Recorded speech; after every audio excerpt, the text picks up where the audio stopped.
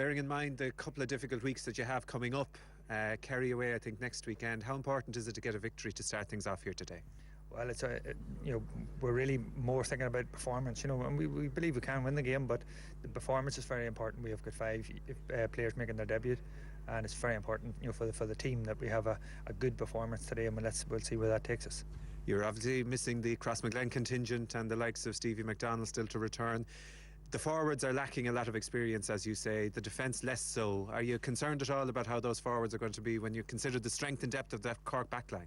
Yes, we feel they're good young players. They are young, and we're going to know an awful lot more about them when this game's over. And while the fact that the likes of Stevie and Ronan Clark and Jamie aren't in the team today, it gives these young players a real chance for the step up. I know what we're looking for is one or two of them to step up and for to really stake a claim for a full-time place in the team. Certainly we'd like to get off to a good start, and we knew coming up here initially it's going to be a tough battle, and I suppose we'd like to have an experienced team. No, look, the lads are out, but look, I'm sure Fiacra and Mark will be delighted with the opportunity, so let's hope that they take that. In the bigger picture, winning the league again this year, where does it feature in your list of important things to do? We're not looking that far ahead. We're, as I said, today is a good test of us now up here, and if we can get something out of this, it'll be great. But we're not looking too long term at this stage. It's about trying to get a few points on the board early if possible, and try and maintain our Division 1 status. And if we're fortunate enough to do that early, and maybe there's opportunities down the line, we'll look at that then. Fellas are working hard in training, and that's as much as you can ask now. And it's all about trying to play at a bit of a plan and try and get a few things organised at this stage of the year and look at as many players as possible. Can I finally ask you, in relation to injuries that are a bit more long term, Daniel Goulding, Kieran Sheehan, David Gould, these guys, how long before you expect to see any of those 3 back in action? Yeah, well, David is very long term, unfortunately. Probably miss out on the season, maybe get back in August, maybe. Kieran, hopefully May, and Daniel, we're probably talking April. Carcalora, Rancorta, Marshana Carasta, Conacuna. Bún go maith is dócha búirte geisiúdar an chuntas a chraibh an rig. Bhí sé féin agus fiachra linse gimar te gunne bhuiósach le cearú ceanaiseach.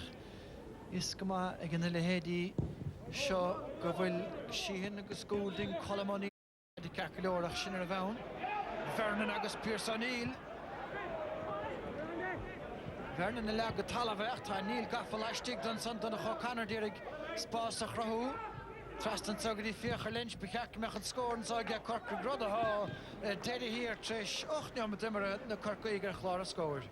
Yeah, agus ach no met immer agin agus action and then a tas effector nes Pearson a chruhi on score shot agus na ta dinja Larna Parker ata abel agus ta munina golor gulham tosi agus an kiedar she's page a score hen hogail no e a lativ gji on far better ta na she's farna e Eugene Mack very in Sogas which she could her legs her for really get well has to net Kisan Trastagadi Ray Kerry and Socharish took on the pass na shar fa dash start wache Titim Shear Stachli O'Connor Rahi Stick Mack Collins and Sogas Elegir Gomag ni Doiling Walengu on Mertistig Kiet van Geet Kinter of Sun Nagovil Dash and so get Paul Kerrigan Ní minic cín tú Kerrigan amón na gic na Sarah agus Sníon Chúis.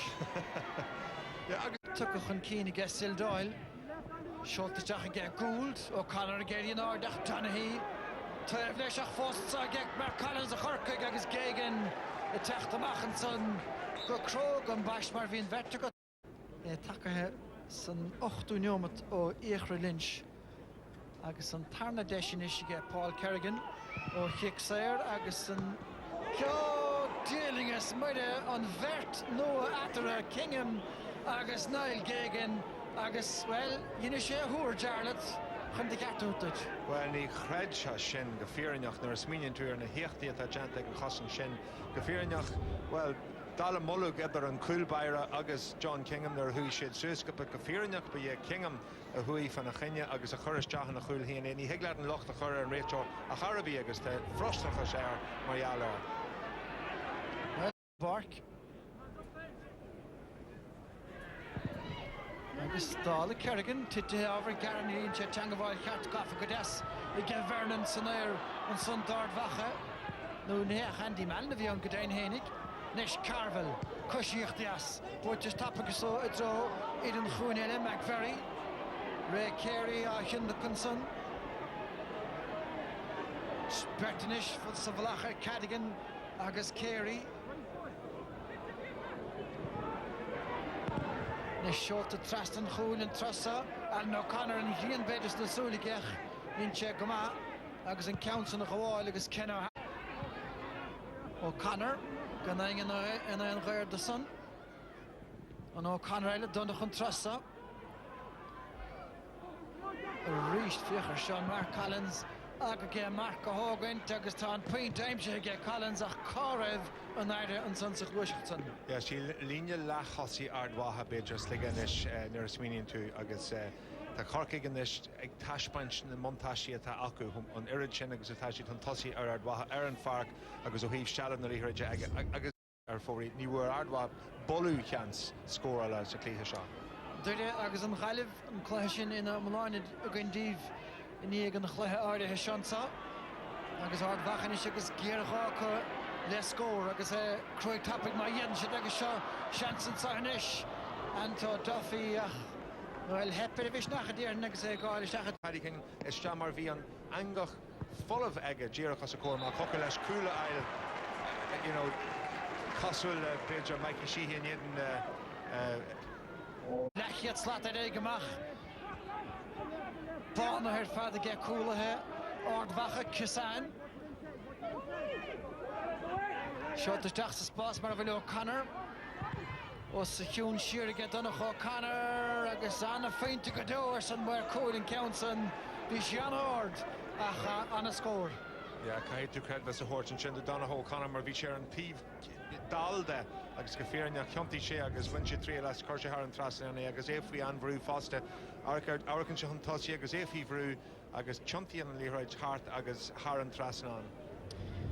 Well, Daskerson are fad on Galatian, so I get Charlie Vernon Luber noch beter Shachas, any yell, agus McVerry Lesha Dollashtach in the Haunta.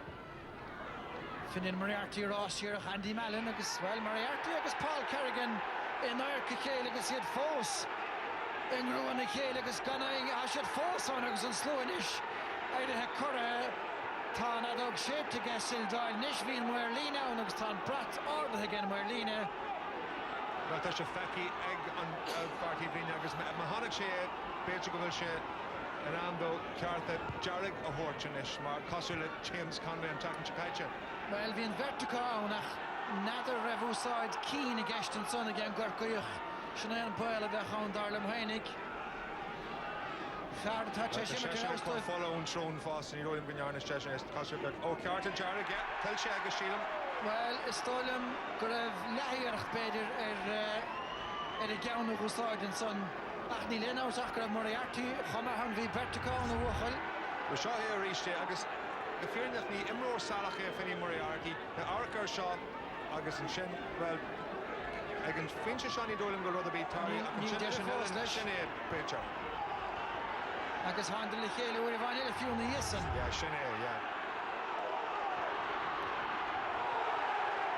Malaki Makin and Esh Agus Ta. Well, Tasha the Stigan Arca Hale and Esh Agus Dorna Garvagus Rodri Martian. Well, a Shan tradition and a Elton Shklucha Shan, the Fearinach, Neil Rutherby, Carl Westy and Shen. On Clehanesh and Erie, get the Salach, Agus Challis, and that Erin, Mariala, and Carta, Jarrig Shin for Kerrigan. Ach, the Fearinach Neil, the Cart on a Himrory shot, Filer, Hugh alone Shlucha shot, Agus, instantly Hatashik the Reach. Hira Hard Wahanesh, and Ta Humtossi, Mariala, Ergon, Kuruesh, and then Fark. Well, didn't know better on the Evelyn, let's take a stack, Agus. Well, then Rachel John and Rud Cart, Fanak, you know, get the Erhuron or Agus Vehik Fechen, Shar Gachra, the Tag Tarlu, Agus Egginston, the Himrory and Rud, a Hakridari Tin, Agus and Shin, Heglesh, Kiega, or will Cart of Wino. The Magan Goal Hunt Toshi and Shin, Agus and Shin tagging Graham Canty as Jach, Current Jeham Talave, Agus and Jirach, Agus Gary, Ardu, Tarlian Etherhu. Well, Vector Canty, Agus a Ga Lav Harther, Winyal Macken, And there's Tasugum that mission. I know Jarlath fan book of Fornish, Chuig Mackin in the Egan son.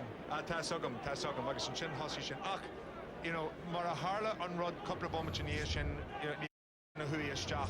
Mar ni bhew ga chulini ever an verchaku.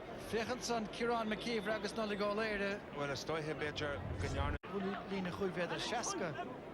The Lord na Hoide. Paul Carville Nish. Agus bwyd to trust na chwyl I gech. Ta si fos yn emert agus bwyd to goma. Ystod mi get Farkers yn Ironson. Kisan a tech trust na. Wel chaid bwyd to get the Chorcig Niomut. I'r dolga cawn sgriba. McKeever agus Collins. Sin cawn ma bwyd to gan fero. Another town to real now. My ain to ein earacht. Bwilla hort kaitu an Lena kaitu carta daragal. Now ni erna she ein chango al and shin. Fi swart vi should igtarint as a kale near of more on entirely on. Sheelam Hango and me Colm O'Neill and Orshin. Paul Kerrigan. Marsin Finton Gould a prapoil Ganesha a Hogant.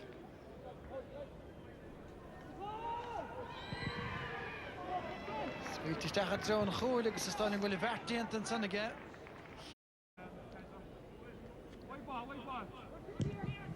Nou, sin kan aan even haar vader aan, ja, zijn vader wat.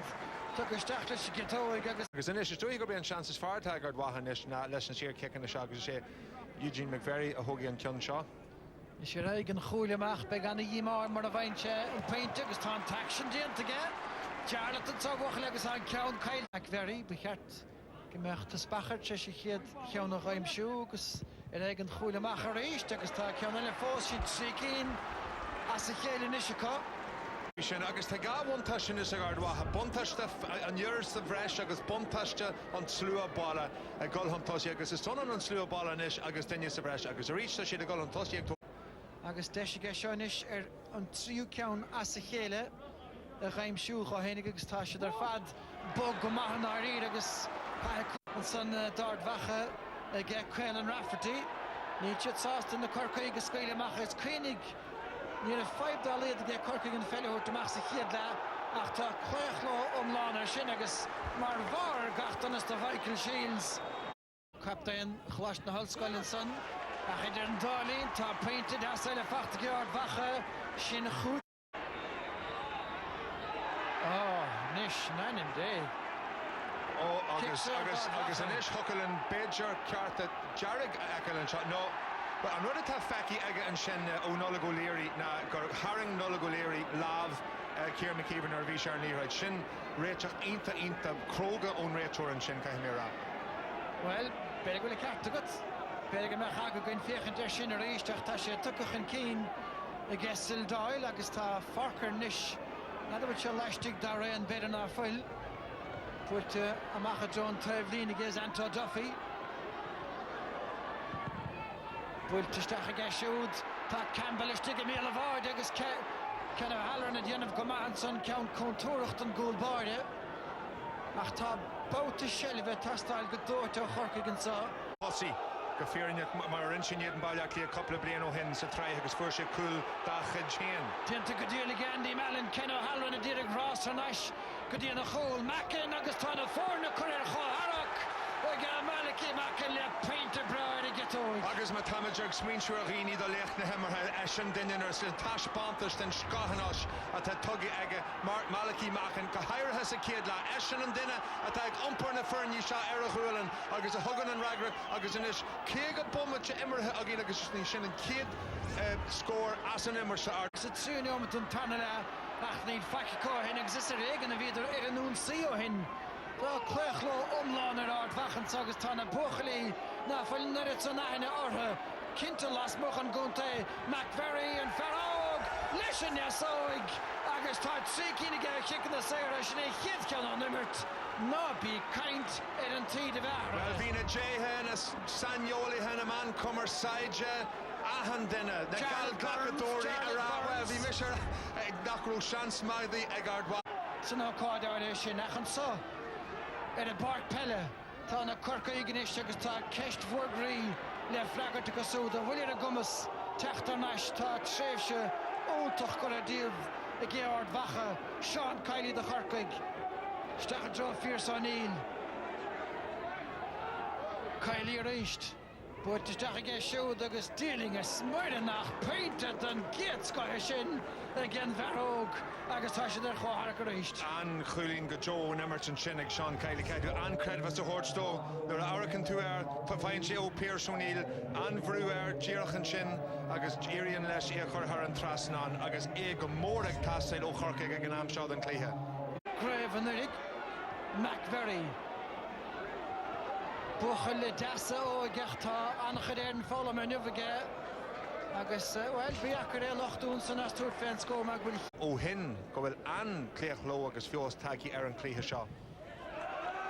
Ceanna I'm trying to get Aidan Parker trí cína ige sin sa tarna le déanamh go mag seachún Duffy obair na gapal dint get Duffy sa tarna le seo McVerry inis Berna éidir ag amach inis an táim ar bhil agus chinneamh sin ó Anna Hansenson. Agus Janan sé rís an rud a Jerem Tagoni a Janan agus caiise bhínta. Go dánig son an na gine níos tíanaí sa bhliain mar gur thug sé breag chuin stóid. Stachani O'Connor nish. Deis a gesú tá sé a gitóig ach tá fear láisteigh seo Mark Collins an a hábháin ag gégan. Fós an de Chorcaig O'Connor an darn a gesú tá mé ar chárach an sa gahar ardhacha. An obair ar fad Jantig nail gégan a hagan amach agus go fíorneach a Janan an taction nar a bhí sé GE hui ní ro morin le Janu sa darna ach Janan sé an obair an seo agus Irian sé agus well Janan sé an obair an sé. Brendan Donaghy ach tá sé nach hógacht an daobhlíne. Tá sínta congrach ach fiúma churann sé seachar am le carnóige tá seans go fáil acu ar bhatha ina galú. Mark Collins seans gur lecha dhéanamh go hénig an chic ar a tógach go tappaig hí na coolla ina gola. Ní líon áras bhí sin agus iniste agus chuig momente le gáil beidir seach momente le gáil iad bhí an taobh líne mar a dúirtí mí bhain táiste agus an sin. Well de Chorcaig inis ó an Cotter Shorten steach a láist seo gluiseacht an scoige Corcaig I gríochtá sé le cónú le painte ní chríochtá ná an díala a chana chosint an sanna Brendan Donaghy ach gluiseacht a hostaigh sin gúlbáde ní mór na cúla. Arcar seo díirech as an tax leor go dé mar dhí halahíonn tú den négan. Arcar seo tá sin just is fiú an cadisteach an tackle sin a bhain ó Brendan Donaghy an sin den. Siad ar fadan is go cíacrach ar thóir na caide. Seo chuirne go siúl cat fé chéile an Rafferty. Machad Tugarí Mackin, Brian Mallon, fear bhfuil mórá taíige sin ort faointe go tóga Mallon. Scór a gearbacha. An cóimiirtear fad agus is mar sin a thógard watha an teachtaníir seo agus a rís Malachy Mackin a lar bair a cosúil beidir le fearan rugby an dói ar chuirsiad an ilíreid ar latíh ar tíh ar híh ar latíh agus an sin go dtí áit a ró fearn in san áit is fear le néachar ar an trasnán. As befuinine versúd siar amach go herbhfuil pescile stechan agus fachtastig I Ryan ar aig an choilech. Well, lágéirecht gesú. Bhí san íonar a bhín ardmhaithe clíthe ceannis na muinnear amach. Chéad a faointe go dtí seo buailte agus I curtha ar dheis agus ar fóra. Beise do dul go cíiríoim sa chéad bhhailtaile be Corcaig ge bailile goin an dúin. Malachy Mackin ráthe go Charles mar lecht na himara. Gan áras eisian an duine a thóg an dúthraid le as éirí ardmhaithe go fíorneach. Deachar a creidbhfuil an dóir mar se go heirithe sa rána de. Well, vi sun simúil inis an bheirt fanisteir de techtla chéalann san agus nadidir a bhrás an sun ar úmpar an Chorcaig ach beir go mechas go níos dhéanaíocht tána himirí mar na barc sásta sa bhéidir go puinte srathach am déinte go cheap na Corcaig ag le ham go mech na puinte ar fada go dul a bhaile ach tá sé críochnathe carm sa Eugene McVerry. Héamh agus tá David Henry an seo le gradam leach na himmartha a bhrunna ar Malachy Mackin. Cóhardachas, congratulations. After the first 35 minutes, I'd say it was a long way from even getting a draw you were at that stage, but are you happy with the point here this afternoon? I suppose when you look at the first half, yeah, we were happy with the point, but I think the boys showed a lot of character and a lot of guts, and we really had up the ante in the second half, and the boys showed they can do that, and probably disappointed we never got the win in the end, because I think we were getting stronger and stronger and we were pushing Cork back, and maybe just a couple of missed shot selections and bad decisions, but we'll live to fight another day. And what did Paddy say at half-time to turn things around? You were a man up at half-time for the entirety of the second half, and that seemed to work well. Yeah, I just think we stepped back in the first 20 minutes and we sort of give maybe Cork too much respect. And we're just a young team, and we just had to stand for ourselves and meet them head on, and that's what we promised each other we were going to do. Whether we win, lose or draw in the second half, we said we were going to meet them head on and try to press them up the field, which I think it was showed in the second half. We made a couple of dispossessions and turnovers, and I think maybe just a wee bit of confidence in the boys. Like the whole 6 forward line, 6 you fellas in the forward. There's maybe a lot of them haven't got senior experience, and I think today was a big learning curve. It was a big day for a lot of those fellas who started today, not to mind the Crossmaglen contingent being missing and some others as well, but they really stepped up to the mark, some of them today, didn't they? Yeah, they did, yeah. Listen, as far as Crossmaglen are concerned, they have their own game at the minute and they're focused on it. We have to play without them, and when they come back in, that's only going to strengthen the squad and strengthen the panel, and this is a chance for boys now to step up and show what they're made of, and I think a lot of boys became men today. And a bit of confidence going down to Kerry next weekend. Yeah, you need it. We're in the first division, and make no mistake about it. We're here to play football, and we're going to go at every team. We have to meet them on, because at this level, if you make mistakes, you're going to get punished, and this team needs to learn very quickly, and we're going to do that. All right, Cohard, agus Armagh the Slarting and Shutranoda. Should lech the hammer give. There was a bit of tenseness there that maybe shouldn't have been there, and a bit of maybe an awe of Cork. And when they look probably at the Cork team that they're going out to play against, and some of them are very young, maybe the occasion got a wee bit to them, but I think the second half will do them no harm, and I will look forward to a trip to Kerry. After the sending off, I think we were, Armagh obviously came at us, and they took the lead, I think, at one stage, so it wasn't looking good at that stage, but fortunate enough we grafted a bit and went ahead, and maybe we were a bit unlucky maybe that we didn't stay ahead, but look, all in all, we won't complain. No complaints there from Conor Coonahan, and a draw, probably a fair result. Would you agree with that, Kieran? Probably on the balance of play, yes, but I think overall the game itself wasn't a great spectacle at all, particularly the first half, which was littered with mistakes from both sides. Paddy O'Rourke summed it up there. Armagh were certainly nervous. They stood off Cork in the first half. I think the sending off had a significant change in the game, and Armagh with the extra man ran at the Cork defence and probably could have stole the game in the end. But Cork, considering the team they had out on paper, you would have expected a lot more from Armagh. Were down their Crossmaglen players. And they were very defensive, weren't they? Yeah, Cork's new tactic, obviously we see here they've 10 men behind the ball, and there's Donnacha O'Connor, and as the play moves on, there's another on the right-hand side, 11th player, so that leaves them with 2 players up front. And they implemented this tactic all day, and a lot of people criticised Cork last year for playing the orthodox game, being a bit naive. They got men back today, but unfortunately I don't think they've adapted to play the system. I think to play that game you have to be moving the ball fast into the forward line. Here we've 8 players, and when this rolls on, you have 5 more that come into the camera. So you've 13 men behind the ball, and they're man down at this stage. So from a defensive perspective, Cork are obviously adapting the game. They're trying to change. They're trying to mirror other counties. It is a worry from the game's perspective that you've Cork with talented players like that. They are adapting this defensive style. As I said, I don't think it worked for them today. They need to change things around. A lot of the players didn't seem to know what they were doing. They were slow and ponderous coming forward with the ball. There was a lot of lateral hand passing, and overall it was a very, very poor Cork performance, and they need to improve a lot. A crucial moment was the sending off of Paul Kerrigan. Should he have been sent off? Was this a wrong call? I think it's harsh, Marty, to be honest with you. I think he's jostling with Finian Moriarty. The referee makes a call on it. When you look here, there doesn't seem to be a whole lot in it. There's just a bit of jostling. He does lift an elbow. But the important thing here is the referee and the linesman. And we've frozen, and the referee is looking at the incident. So is the linesman. The play continues, and 14 seconds actually elapses until they actually go back, and there's no further incident. The referee goes back, and I actually think the linesman came under pressure from the crowd, and it took him 14 seconds to raise his flag, and Paul Kerrigan ends up being sent off. I think the incident itself is harmless enough. He doesn't really connect. It's obviously for lifting the elbow, and I think it's quite a harsh sending off, and it did have a significant impact on the game. Cork, Paul Kerrigan was actually one of their livelier forwards. So overall, I think that the linesman may have got it wrong, and he came under pressure from the crowd, and he should have called it the right way. Would you agree with that, Kevin? I would, yeah. It was very harsh in many respects, but technically they'll probably get him on the attempted strike, because he did lift back the elbow. It appeared that way to me, but if the linesmen are to play a big part in the game, they have to be 100%. They see what they believe they see. I mean, they can't be come under pressure from the crowd and cave into that. It's a long time before you put up the flag, 15 seconds, I think you said, Kieran, or so.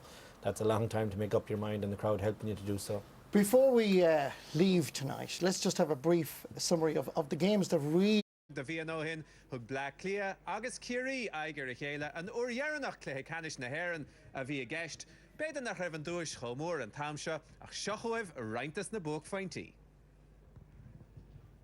Sean O'Sullivan and Ish, Farahon Raj, Paul Galvin, all pass, Glotjish Jachishil, James O'Donoghue, Agus Lenny Hitoik, Con Kate score, Amshi Agigiri. James O'Donoghue, then going to lads Oga. Glachshe pass, why Paul Galvin. Agus Kriech na Sheshin, good Glotje. Jack O'Connor, Sauce Kilorlish at Toushin, Agus Gilroy. Should have Paul Brogan and Trio in a big yard, Brogan, Galvija Lord. Thomas O'Shea's Masaler. Picture pass, why she had Kevin McMenamin, Agus and Punche, Amshi McMenamin, Lenny Kito.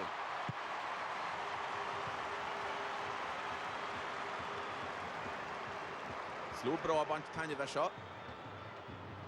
Pass by Brogan and Chin. Agus on Farafur and Cool, Kinunoch, the Grave na Herden, non for shot catch Kevin McMenamin.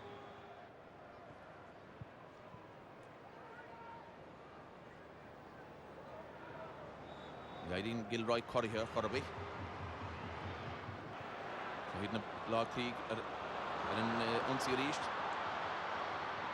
Agus sin gent go Holland Connolly, Jimers Connolly, Brian Cullen agus an Puinte and score Criachni Brian Cullen Lenny Kito.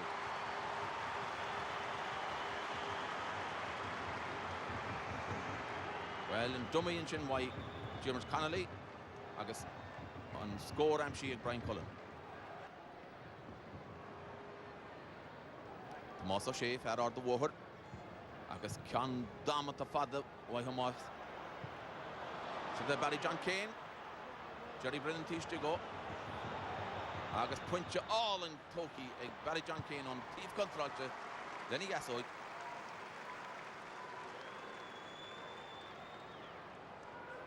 Kerry could he go off when you can test in the shigget.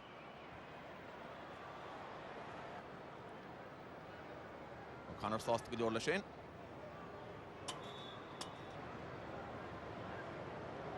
Feckin Mujade no Mahani in the Mass Navarro Kahiri. Come on himney, Hilo at Gilroy and Shin. Block here and once he reached. Connolly reached. And all enjoyed Thomas Massey Quinn. Goller Ruher. Agasan Funche Amshi Massey Quinn in Shin. Staff had pressed on Brian Geary, Goul Kiri.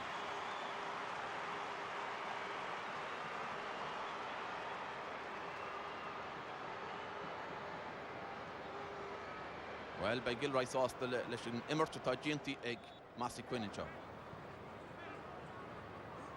Jer O'Keefe and Shin and Angela O'Connor.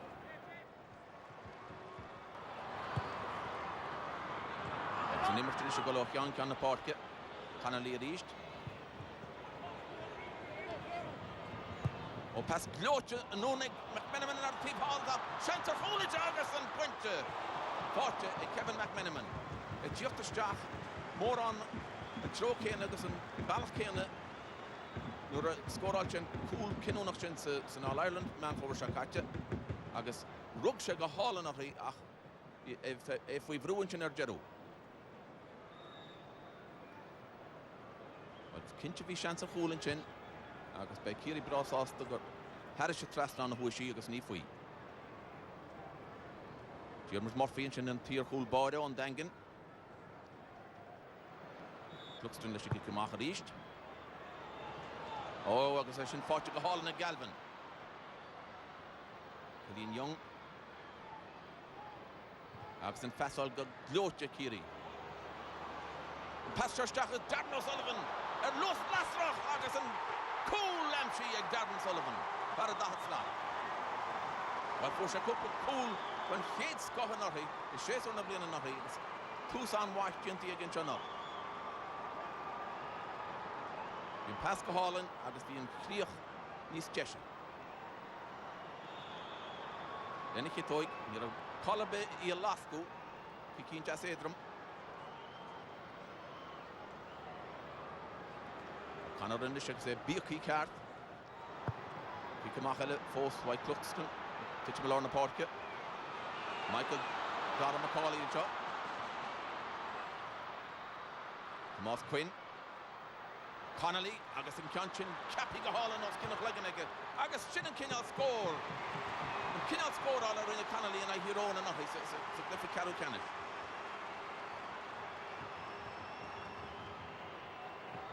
That's a hummus of in Tuchelig. Ryan Geary, let's get the mark to Geary. Mr. McKay de Fortil on the park. Agnikiri Hita, Galvin Grinchell in here. About to just pass all up. Agus Sheehan. And punches in Fortil and All-Star. The Tog Band Fear Hanyu as a bell on the park in it. Fiaus Doch Ritchie, Fiaus as Quimsha Jackie at the Varsha, Marfellador.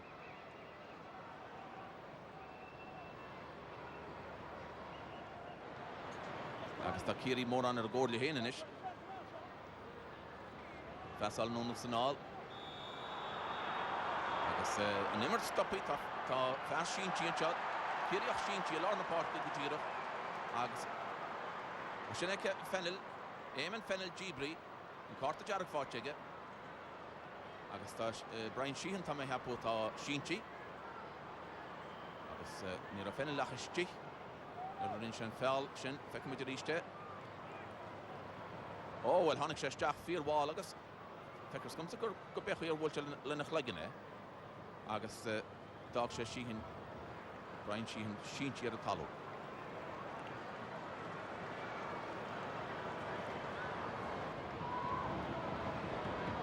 Se hagan Kerry a ríist. Tomás a sé an fesca Joe Stachig Barry John Kane agus tá spás aige, tá ámaige agus tá crinne aige. Puinte álan go Joe ó Barry John Kane in Faro.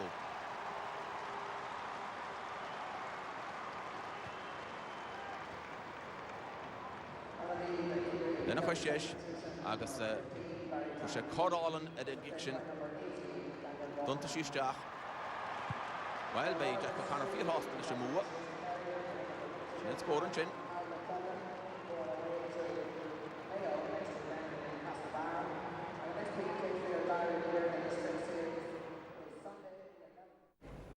And they protected well. Brian Maguire across to Galvin this time. 45 metres from the target, but the angle makes it about a 50-metre distance from Dublin's goal. All the way into Barry John Keane. Keane turning nimbly and skillfully, sending it over the crossbar. 6 between them. Surely now it's Kerry's to lose. We knew Kerry were going to be a good team, and I suppose it was a little bit disappointing that our effort dropped off as much as it did in the second half. But look, it's the first game of the year, and it just goes to show us we've loads of work to do to get back to the levels that we want to be at. At half time we were talking about improving our shot selection and not taking wild kicks, so I think we improved that a bit, even though we kicked some wides in the second half as well. But you know, overall we were pleased. We showed a good bit of maturity and a fair bit of fitness there in the second half. Yes, indeed. An impressive 6-point victory for Kerry in the opening round of the Allianz National Football League. Kieran Whelan, what did you make of the standard of play last night? I think, Marty, it was entertaining. It certainly wasn't a classic, and there was a lot of rustiness there by both sides. Kerry probably deserved their victory. They dominated possession around the middle of the park. They kicked a lot of wides. Dublin will be disappointed with their performance. They didn't really show up last night. I sensed last night that the old habits were creeping in again. They were conceding an awful lot of frees, easy frees to Kerry. Yeah, I think Pat Gilroy's alluded they have a lot of work to do, and he'll be very disappointed in terms of their discipline last night. They conceded 7 frees from place balls, you know, and they reduced that average down to 3 or 4 last year. And particularly in the second half, just sloppy frees, you know. With case here, Craig Deas made his debut. He does everything right in terms of trying to tackle, but just leaves a hand on the shoulder. Here's another ball. The ball goes in, and Kevin Nolan comes straight through the back of the defender. And Dublin weren't giving those type of frees away last year, and they can't afford to slip back into those bad habits. Dermot Connolly kicked 2 frees off the ground last night off his left foot. He wouldn't be traditionally a place ball kicker off his right foot, and to see him take him off his left foot was a surprise. Really should have taken them out of his hands. And then Éamonn Fennel, listen, I've been there myself, you know, late in the game, a few points down, and he's not even following the ball, he's following the man. he takes him clear out, and I think Eamon will wake up this morning and he realised that it was a mistake, and he's going to suffer by a suspension now of a couple of games. So overall, Dublin are left with a lot of work to do, but then it is early days, but they just can't go back into the old ways. What about Kerry, Kevin McStay? How did Kerry win this? Because when you consider that they shot 17 wides. Well, it took them a while to win it, but they should have had it sealed ages before they actually did put it away. The dominance at midfield, you'd rarely see it as pronounced as it was on Saturday night last night. It was incredible. I have 3 or 4 clips here. I could have had 24 of them. You know, the first choice, even on Cluxton's kickouts, where Dublin usually can dictate the break and who's going to contest, Kerry absolutely mopped up, obliterated them at midfield. And, you know, when you think that they shot 17 wides, having dominated it, you get a sense of what it could have been from a Kerry perspective. It was just total domination. Both Dublin starters at midfield taken off. Antti Marr came on, made a big difference and mopped up the breaks. Paul Galvin and the squad around him ate up every break that was on it. It just completely obliterated them at midfield. That was the starting point. Away from the action, there's been a bit of talk about the family entertainment last night in Croke Park. Do you think it was an appropriate booking? I suppose, Marty, I was in Croke Park last night with my 6-year-old, and we know the Rubber Bandits have quite a controversial song. He didn't pick up on it. He didn't go for the horse outside afterwards. But I think in terms of censorship, the authorities probably should have had a word with them. I would think the Rubber Bandits probably done it purposely to draw attention to themselves because they like publicity, and they weren't going to be invited back on the basis of their singing. So I think they looked for publicity and they got it. So little Jamie Whelan wasn't looking for his horse outside? No, not this morning, Marty, no. Good. 2 of the leading contenders in Division 2 also began their campaign last night. Kildare conceded home advantage to fill in the undercard at headquarters when they welcomed Tyrone. No strangers to the bright lights of Croke Park themselves. Adrian Eames watched this one for us. While the Shawnee Johnston transfer saga rumbles on in the background, Kieran McGeaney names the same side that started against Dublin in the O'Byrne Cup. 2010 All-Star Peter Kelly missed all of last year with a cruciate ligament injury. He slots in at right corner back. Dermot Earley is edging closer to full fitness, so it's an all-Moorfield midfield combination of Darrell Flynn and Ronan Sweeney. Mickey Hart is overseeing a team in transition. A raft of All-Ireland winners have departed the scene, and this week Kevin Hughes became the latest to quit inter-county football. So then a chance for a new crop to shine, and in winning the McKenna Cup, Matty Donnelly and Peter Hughes looked impressive, and the form of Michael Murphy, back after a 2-year absence, has been encouraging. Some late changes: Conor Clark, Sean O'Neill and Aidan Cassidy drafted in. Sean Kavanagh is a surprise addition to the subs. Kildare playing from left to right in the first half in their changed colours, not the lily whites tonight, but in green and navy blue. Ball laid off to Peter Hughes. Stephen O'Neill on the turn, left-footed. Stephen O'Neill goes for it, and Stephen O'Neill raises the first white flag in the Alliance Football League for 2012. Trademark score by Stephen O'Neill, receiving possession, turning and slotting it over the bar. Good start for Tyrone, just over 3 minutes gone. Here's Ollie Lyons. Loves to get forward. A firm challenge went in there on Michael Murphy. Play goes on with James Kavanagh. Mikey Conway. And now Peter Kelly. Kelly with the fisted effort. And in over the bar, and Kildare, who are 2 points down, now lead by 3 points to 2. Tommy O'Neill. Now James Kavanagh. Kavanagh always with an eye for a pass, but he's given it straight to a Tyrone man. Tyrone in turn have gifted it straight back to Kildare. Mikey Conway under pressure from Cathal McCarran. Here's Tomas O'Connor in space, he lays it off. Chance here for Porrick O'Neill. Over the bar. And Kildare extend their lead. Porrick O'Neill with the point. Double scores, it could well have been a goal. But great work from Tomas O'Connor, spotting the run of Porrick O'Neill. And with McConnell off his line, O'Neill happy in the end to take his point. Kildare 4, Tyrone 2. Porrick O'Neill going crossfield to Flanagan. Clever run now from Ollie Lyons. Mikey Conway did really well to create the space for himself, and he puts that one over the bar. It's good passing football from Kildare, and he yields another score. Oceans of room here, checked away from Peter Hart onto his right and over the crossbar. It's Kildare by 3. Tyrone, as mentioned, very much a case of rebuilding as far as Mickey Hart is concerned, but they have acquitted themselves very well in the McKenna Cup, but this is a different matter. Oh, that's misdirected straight into the arms of Michael Murphy, and here comes Martin Penrose. Penrose, left-footed, the early ball in now, seeking Stephen O'Neill. O'Neill turns, left-footed. Has he got this one? He has. Well, you just knew once Stephen O'Neill picked up possession and turned, there was only going to be one outcome. Great score by Stephen O'Neill. Turned, he knew exactly the angle he was at and made absolutely no mistake.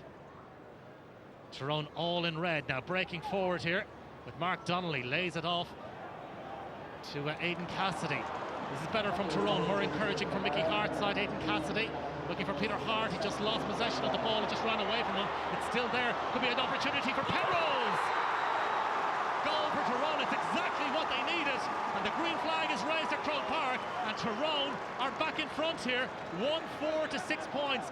Great spot by Peter Hart, and Penrose did the rest, looping in over Shane Connolly. Goal for Tyrone. Tyrone in front. How significant could that goal be? Certainly on the scoreboard, it has turned this match in favour of Tyrone, who lead by a point. Kildare going forward here with Hugh McGrillen. Early ball in now to Tomas O'Connor. Lays it off. Kavanagh almost lost possession of it. Kildare timing it to perfection, have they? Johnny Doyle with the right boot. Well, the bandage one has come up trumps here for Kildare and has levelled up the match. Picked up the pass, and absolutely no mistake from Johnny Doyle. Great score from Johnny Doyle, his first of the game. This is Cathal McCarran. McCarran into space, but it's a really disappointing ball, and Ollie Lyons gets a boot to it, knocks it out of play. It's going to be a sideline ball. Finally balanced. Kildare 7 points, Tyrone a goal and 4 points. Here come Tyrone once again with Mark Donnelly. Donnelly back to Owen Mulligan, creates the space. It'll be some score. It is some score from Muggsy himself. Owen Mulligan edges Tyrone back in front here. Very little back lift here as he received possession from Mark Donnelly, made the space. Brilliant execution. Terrific point from Owen Mulligan. Peter Hart away from the challenge of Tommy O'Neill. Still Peter Hart manages to pick out Stephen O'Neill. He goes crossfield. What a lovely angled ball that is to find Owen Mulligan, and Hart could be a chance. Oh, what a terrific goal that is for Tyrone. Brilliantly worked goal, and Hart at the end of it all to convert. But it was two of the pass masters, so to speak, who are centrally involved here. O'Neill with the pass, and what about that for a delivery from Owen Mulligan? And just when it looked as if it had run away from Peter Hart, he made contact and finished to the net. Injured himself in the process, but Connolly is beaten for the second time. Stephen O'Neill with the angled crossfield ball. Mark Donnelly with the little pop pass into the path of Owen Mulligan. Brilliant from Mulligan. Is there going to be an end product here? Mulligan off the right boot. Oh, he is having one of those days. His shooting is absolutely exquisite. Owen Mulligan with a terrific point for Tyrone. Brilliant. Sold Mikey Conway the dummy there and delivered a really excellent point. Certainly the goals have proved pivotal in turning this particular Division 2 joust in favour of Tyrone. Owen Mulligan laying it into space for Stephen O'Neill. O'Neill will have another crack at this one. It's high, plenty of height on it, but only one outcome, and that's the point. Another white flag, another score for Stephen O'Neill, and he is starting 2012 in clinical fashion here at Croke Park. Hugh McGrillen now looks up to see what's on. A long ball in, seeking out Ronan Sweeney. Tomas O'Connor with a layoff, chance of a goal here, right across the face of goal. Hugely disappointing for Eamon Callahan. While Kildare at this late stage needed a goal, and Eamon Callahan almost provided it, just a whisker wide. Perhaps more to come from Tyrone as they drive forward here at Kildare. It's another sobering night here at Croke Park for Kildare as that one drops in and over the bar. It's Mark Donnelly who's landed the point. 11 to 12 points now in favour of Tyrone. They're finishing this Alliance Football League Division 2 clash firmly on a high here. And the full-time whistle sounds here at Croke Park, and it's a terrific start to 2012 for Mickey Hart and for Tyrone. McKenna Cup winners, and they've opened their account in the Alliance Football League with victory over Kildare. It has ended Tyrone 2 goals and 11 points, Kildare 12 points. Tyrone are a bit like ourselves. Like you can tell, it was first game of the year. Last score 6-3 at half time wasn't much. Again, we had the chances in the second half. Like they had a purple patch, want to score the goal. But they were soft, and you'd be annoyed with that sort of thing. But I'd be happy that we created goal chances. But the fact that we didn't take any of them, it was poor. Well, Mickey Hart is one of the shrewdest managers in the country, and he certainly is seemingly putting together a brand new team there. Mixture of old, some new as well. What impressed you? Yes, mate, they revert to their old traditional style of play last night, where they flood midfield and they get quick ball into the forwards. But to do that, you have to have quality forwards. And Stephen O'Neill and Owen Mulligan rolled back the years last night. They were involved in everything that was good. This is a top-class score, majestic. 5 defenders around and pulled it back outside of the boot. You know, the second half they took over. Owen Mulligan went out to the half-forward line and was instrumental in everything they've done. Here's a great crossfield ball. Mark Donny picks it up, flicks it back, and Mulligan again, no options, pulls the ball back inside and outside of the boot again. You know, like the form he showed in yesterday, was absolutely fantastic. And O'Neill again, they were both involved in the goal in the second half, but this is vintage Stephen O'Neill. Reminds us when he was footballer of the year, 50 yards out. There's not many footballers in the country that are comfortable from that range, and he pops it over the bar. So a lot of positives from Mickey Hart's perspective. They have young players coming through. Kevin will allude to that, but he will be trying to wrap those two guys in cotton wool for the rest of the year because he still needs them. Whatever about Owen Mulligan and Stephen O'Neill, we've seen them and Sean Kavanagh in the past. We know that they can do it. Of the younger players that you saw last night, who impressed you? Well, Peter Hart I thought was fantastic. I know Mulligan got the Man of the Match award, and he was in the second half superb. But Peter Hart was the reason for me that Tyrone went on to win it. Against mass defences, these defenders coming from deep, you know, the wing half backs, the centre half back that have great pace and big engines, they're the dangers. Hart is brilliant at it. He's got pace, but also he's clever.